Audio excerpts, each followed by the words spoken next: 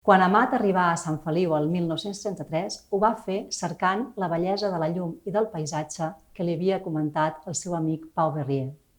Potser el que no s'esperava era conèixer a Isabel Girbau. Fou amor a primera vista. El 1936 es casaran, apadrinats per Joaquim Mir. A partir d'aquest moment, la seva geografia humana es dibuixarà entre Barcelona i Sant Feliu.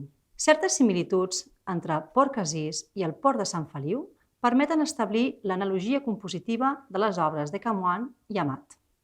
Tenint en compte la seva distància cronològica, 1905 i 1968 respectivament, impressionisme i fauvisme hi són presents en ambdues.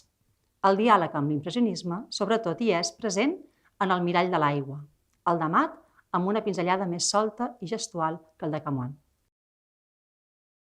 Josep Amat dialoga amb l'impressionisme. Espai Carmen Thyssen de Sant Feliu de Guíxols. espaicarmenthyssen.cat